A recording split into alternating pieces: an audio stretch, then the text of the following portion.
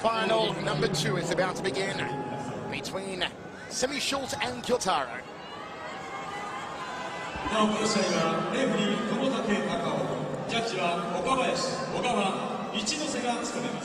Could Kyotaro pull off what would be the biggest upset perhaps in K-1 history? Look at the towering Semmy Schilt here, 6'11" versus 6 foot even.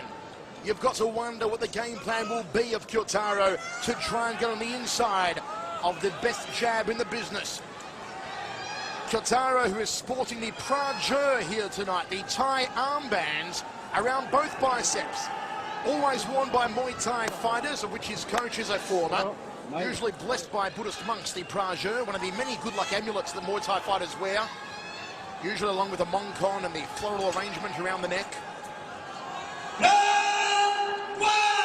Here we go, first round of action. Michael Chiavello, Mike Kogan, King Mo Lawal with you.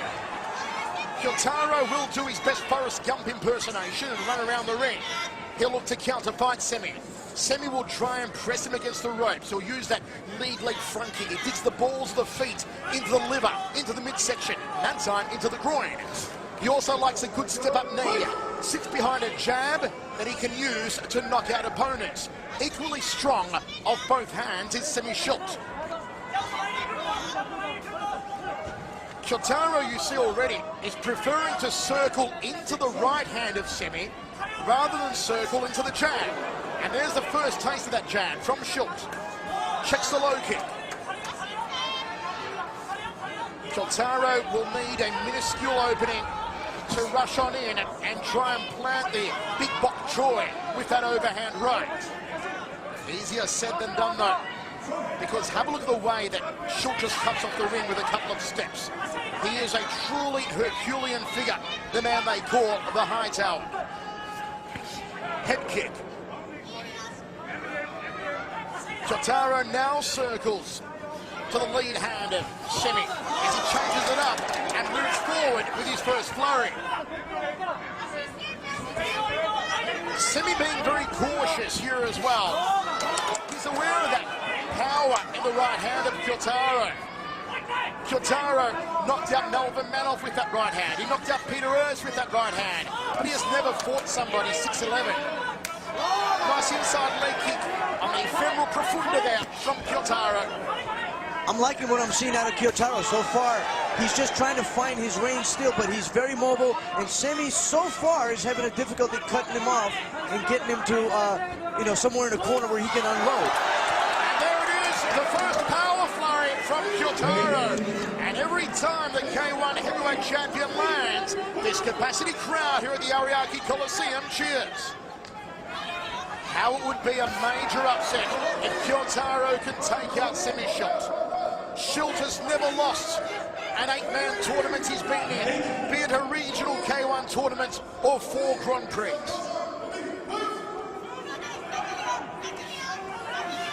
High knee from Semmy. We've seen him use that to great effect. And the final 16 a few years ago against Paul Slowinski was probably the best example. Kyotaro said at yesterday's media conference, "I am prepared to die in center ring to bring pride to Japan. I'm going to make Japan a happy nation." He's doing a good job fighting. I think he's doing a great job, great game plan. He just needs to land the right hand and see how it affects him. Slippery and evasive as Kyotaro is proving harder to catch than Osama bin Laden. 1 round down, 2 remaining. Mike, your thoughts? I would give it a 10 all round, but what I'm starting to see is that Kyotaro, while being mobile, Semmy's able to find the time to land a few knees and a few punches, and that's all he needs to slowly soften him up. I want to see Kyotaro create a little more angles when he's moving around the ring. Don't just circle around. King Mo Kyotaro, very evasive, but is he showing you enough signs yet that he could pose headaches for Semmy? Well, I think if he takes the Sergio Martinez route and is in and out with flurries, then he can do this. He can fight effectively like that, but he's not throwing any flurries. He's just circling too much. Folks, wherever you're watching our broadcast right around the world, particularly a big hello to all of our fans across North America watching live on HDNet. We hope you're enjoying the 18th Annual Fields K-1 World Grand Prix from the Ariake Coliseum in Tokyo.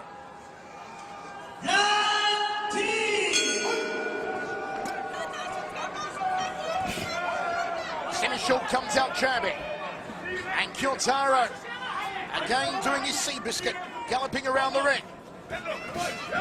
They're circling clockwise. And now he drifts off counterclockwise. Schilt dangerously is looking to set his rhythm on that lead ground kick. Referee warning both men here.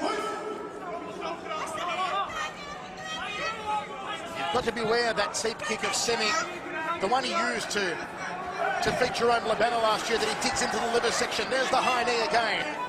First round it was Semmy Schilt 10-9 on all three judges' scorecards. There's that high left round kick followed by a beautiful stiff jab. Semmy Schilt has the work rate of a middleweight fighter, Mike. It is scary. Mike, unfortunately, I'm starting to, unfortunately for Kyotaro, I'm starting to see Semmy find his rhythm. He's really found that rhythm, and he's found the timing that Kyotaro uses in moving around. He needs to create more angles and not just circle around and go to the body. Kyotaro is reaching valiantly for the jawline, but to no avail so far. And the monstrous Schilt just controlling. Checks the low kick, Kyotaro with the counter, but it fell 2 gloves short. Again, the referee warning for clinching on the inside. Maeda in the corner there of Kyotaro, barking instructions for his charge. And Semmy's jab is just landing, at will. That's the thing. He's his range, the timing. The jab is what sets everything up, and he's doing a great job landing that jab. It is the finest jab in all of K-1, that of Semmy Schilt. And look again as he cuts off the ring and throws the knee to the temple of Kyotaro. And Kyotaro just does not have the opportunity to counter here. Semmy not overextending himself. You still feel he's only fighting at about 75% of his capabilities. As Kyotaro lands a glancing right hand, but glancing at best Mike. Yeah, like I said, the thing I don't like is he's linear in his attack. He needs to attack under angles. He needs to duck the jab and come in with the body shots. Instead, he's just trying to cover up. That is playing right into Sammy's game plan. Double forearms gun from Kyotaro. Semmy lumbers forward again. Kyotaro tries to back him up with the left hook. Semmy always working. His output is just extraordinary. It is what has made him the most feared fighter perhaps in K-1 history. His output, his power, his range. He is still the man to beat here in K-1. Despite not getting top billing on the official poster, which seemed to, well, distress him a little over the last week, as you saw in the pre-fight video.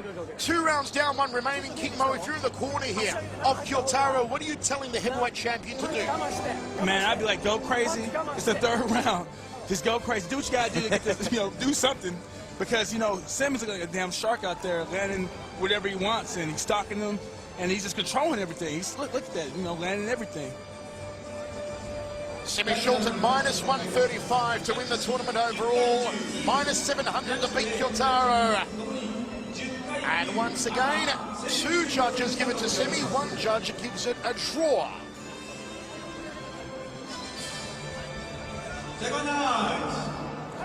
Who will face Peter Ertz in semi-final number 1, side A of the draw?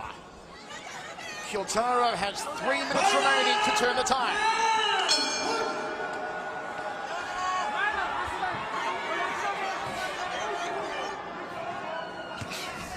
Stiff jab again from Schilt. Jab 2 from the high tower. Kyotaro seems to have a little more gusto behind him now, but still just having trouble getting on the inside. He rushes forward and swings for the heavens.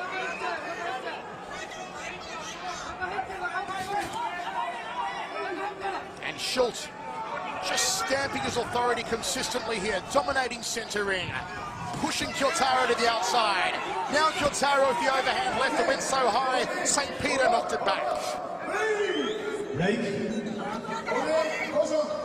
You feel the frustration, Mike, creeping in now for Kyotaro. Yeah, I mean, at this point, you know, his game plan is not working. Just circling is not working. Semmy's got his timing. Semmy's doing exactly what he does. And Kyotaro's really lost at this point. He really does not know what else to do.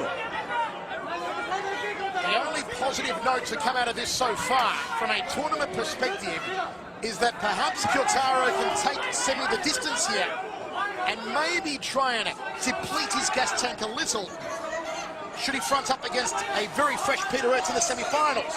But the thing about Semmy, as we've seen over the years, Mike, is he just gets stronger as tournaments go on. Yeah, I was going to say, that's just wishful thinking. Semmy Schilt has a never-ending gas tank. You know, Semmy Schilt is a machine. You see there, even in the tango, even in the clinch, Schilt just popped up that little short knee to the upper rib cage. Always working, Semmy Schilt. I mean, Semmy Schilt, this is a training session for him. As a matter of fact, I saw highlights of his training sessions for this fight, and this is perfect. This is exactly what he was doing in training. Dave Yonkers of the team from Golden Glory in Zuidlaren. Semmy does not train with the major Golden Glory gym alongside Overeem or Errol Zimmerman. He is exclusively out in the sticks, yelling at trees, breaking locks. And the referee gives an official caution for Kyotaro for clinching. And blocking sunlight for the villagers. They are very pale in Zuidlaren. And again, 2, 3 jabs landed by Semmy Schilt. He's taking more hits than Miley Cyrus's bong. Is Kyotaro here in the final round? If Kyotaro was a little taller, maybe like 2 or 3 inches taller, he'd be landing those right hands and those left hooks a lot, you know, actually a lot more, but he's missing them due to size. Mike, you've got to take your hat off, if you're wearing a hat, though, to the tenacity and the gallant fighting heart here of Kyotaro. Most definitely. I mean, Kyotaro is game. You know, he's come prepared for this fight mentally and physically. He just seems to be failing at the game plan. I don't really know what their game plan was, but I think it was to come in and out, and that's just not happening. But, hey, he's fighting a 4-time World Grand Prix champion and a favorite to become the 5th. That's a tall order. From Kyotaro, and that will be all. Semmy Schilt will advance to the semi-finals to take on his old arch rival, Peter Ertz. I want to take this time to send some shout-outs to my boys from Fairtax that are watching live this in San Jose, California, and my second family, my Strikeforce family. My boys and girls are watching it, and their leader, your boss, actually, Scott Coker. I know he's watching it. Much love to you. I'm done. That's it. As we see Kyotaro get airborne there and try and fire the hammer fist strike and a left hook. It was just desperation from Kyotaro. As His Highness King Mo said, if he was a couple of inches taller, he may have landed a couple of salvos, but alas, it was not to be.